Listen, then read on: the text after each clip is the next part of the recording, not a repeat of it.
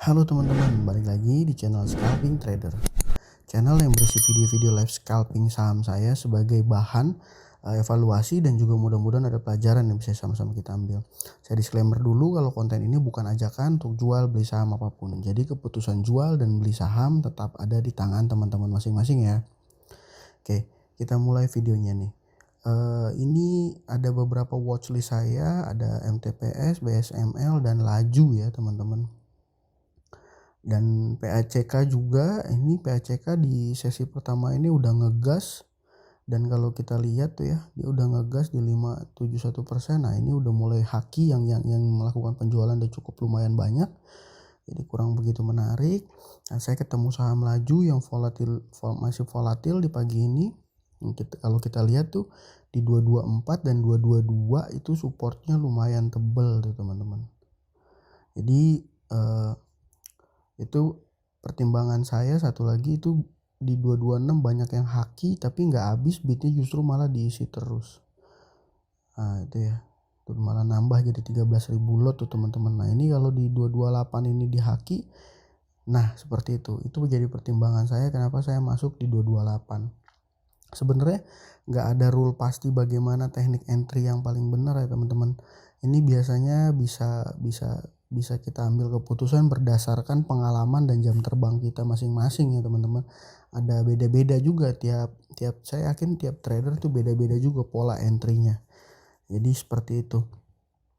Ini saya masih coba pantau-pantau, ini udah dibawa koreksi ya. Kenapa? Karena kita lihat tuh di chart 3 menit baru awal pembukaan sesi pertama ini teman-teman masih belum ada koreksi seperti itu.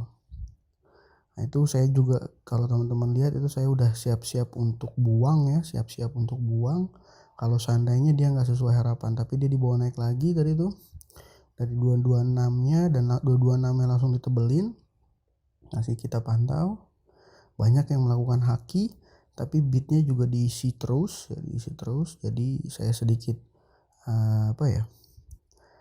ragu gitu ya, nggak yakin kalau ini momentum akan naik seperti itu. Nah ini masuk di 228 dan 228 ini langsung ditebelin lumayan ya teman-teman tuh, dan di 226 itu udah 28.000 lot itu. Jadi ya seenggaknya kita tahu ya kalau kita mau cut loss di mana area-area cut lossnya seperti itu. Nah ini di 230 kalau teman-teman perhatiin itu jadi resist yang lumayan tebel ya, karena ada 25.000 lot. Ya sebenarnya dia buying power itu masih lumayan di 230 ya teman-teman, masih dihajar terus, tapi ya itu jumlahnya cukup besar dan kuat gitu ya. Mungkin biasanya nih kalau pelaku pasar ngelihat over tebal seperti ini dia jadi malas nge-HK gitu biasanya teman-teman.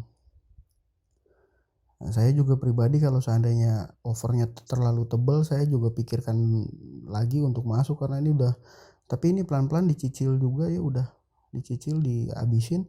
Kita fokus juga ke 228 tuh teman-teman. Kalau 228 tiba-tiba di bitnya dicabut atau tiba-tiba ada yang haki, nah itu ya seperti itu tuh momennya habis. Dah, saya nggak pakai pikir panjang, saya langsung buang aja. Karena alasannya tahu ya teman-teman ya. Ini saya loss fee ya sekitar 18.000. Alasannya teman-teman tahu ya. Kalau tadi di tarikan pertama ini saham ini masih belum ada koreksi. Nah itu jadi dia feeling saya nih dia akan dibawa koreksi dulu biasanya. Lalu kalau misalnya nanti ada momentum bagus kita bisa masuk lagi, kita bisa entry lagi seperti itu teman-teman ya. Ini saya sambil lihat-lihat PACK udah tadi naik turun ya segitu. Nah ini udah tinggi ya, kalau saya perhatiin ini udah cukup tinggi itu ya. Di chart yang terbentuk di 3 menit pertama tuh. Nah, itu di bawah koreksi. Betul, di bawah koreksi. Di bawah koreksi sampai ke 109. Ya tuh, sempet high di 113 ya tadi kalau nggak salah ya. Jadi biasanya kalau saham seperti ini udah kurang menarik. Kita lihat juga Jaya Konstruksi. Kita lihat. Nah, ini masih kurang, pergerakannya kurang ya kalau menurut saya. Jadi sebenarnya ini cukup panjang juga nih teman-teman saya melakukan screening ya, melakukan pengecekan satu-satu saham-saham yang menarik. Nah ini saya cepetin lagi, saya pindah ke Panin. Di Panin juga masih agak kurang. Saya coba lihat-lihat di CEM. Nah ini di CEM ini kita lihat buying power lumayan tuh. Oh nah.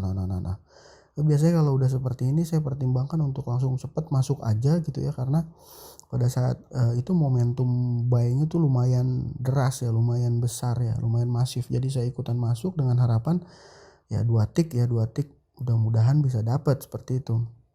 Nah, tapi ini sebenarnya kalau saya tadi jemurnya di 151 saya udah cuan tuh ya. Saya harusnya udah cuan nih teman-teman. Tapi saya coba nahan berharap itu di 152 bisa dapat, bisa kejemput seperti itu. Nah, ternyata di 151-nya diisi lagi bitnya dan ini diisi lagi ya. Nah, ini kalau saya lihat di order list, order sell saya masih 7.000, antreannya akhirnya masih jauh, dan itu kalau teman-teman lihat dicabut ya 150 tadi bitnya, 148 juga tadi sempat ada yang cabut. Nah, ini kalau 149 ada yang cabut atau ada yang haki, udah jelas saya pasti akan buang dan dicabut ya. Dicabut dan ada haki sedikit itu. Nah, biasanya kalau udah kayak gini saya langsung merasa wah ini pasti di bawah koreksi. Jadi kalau teman-teman perhatiin ya di video-video trading saya tuh terlihat seolah-olah cuan itu gampang banget didapetin ya, padahal enggak teman-teman. Saya juga banyak melakukan cut loss ya seperti ini nih. Seperti ini. Nah, ini saya udah yakin dia akan berat naik, jadi saya udah harapannya bisa jemur aja di BEP seperti itu. Ini kalau misalnya HK-nya banyak saya akan naikin sebelum overnya habis dan dia dibanting tuh ya, dibanting. Dah, saya yakin ini momentum saya tadi udah salah, udah saya nggak mau deny, saya langsung cut loss aja. Jadi saya udah loss sekitar 53.000 tuh teman-teman. Jadi ya kalau teman-teman yang biasa nonton video saya tuh mungkin ngelihat kalau wah kayaknya gampang banget nih scalping bisa cuan terus gitu. Karena di video-video saya tuh banyak yang cuan gitu ya. Nah, ternyata kenyataannya tuh enggak teman-teman. Ada juga yang komen, "Bang, momentum entry yang tepat gimana ya Bang? Karena biasanya saya setelah entry tahu-tahu salah akhirnya cut loss," kata dia. Oh, tenang aja teman-teman, sama seperti saya juga seperti itu ya. Jadi kalau misalnya momentum entry-nya salah saya juga cut loss seperti itu. Jadi bukan cuma teman-teman aja yang seperti itu. Ini tadi juga kalau kita lihat IHSG kita di kanan atas ya, di running trade itu di IHSG kita sebelumnya saat opening tuh ada di area sekitar 6.900 ya. Hijau gitu, hijau di pra opening dia hijau nih teman-teman. Tahu-tahu market baru berjalan beberapa menit dia langsung koreksi 0,12 ya teman-teman. Ini di market yang sideways seperti ini memang nggak banyak ya saham-saham third liner ya atau saham-saham lapis ketiga yang menarik nih untuk di scalpingin. Jadi ya saya pribadi pun lebih banyak cut lossnya nih daripada cuannya. Jadi kalau misalnya ada teman-teman yang masih bisa cuan di market yang seperti ini ya tuh teman-teman harus bersyukur banget ya teman-teman, karena nggak semua bisa seperti teman-teman ya. Ini buktinya saya share tuh ya, saya minus tuh 53.000. Yang pertama BEP, yang kedua minus 0,4 seperti itu. Yang penting teman-teman tetap semangat, jangan nyerah, dan percaya bahwa market akan kembali bullish dalam beberapa waktu ke depan, dan ketika market bullish itu cut loss kita akan diganti. Jangan over trading, tetap semangat, jangan putus asa, percaya aja kalau nanti ketika market lagi bullish lagi kita akan bisa meraup cuan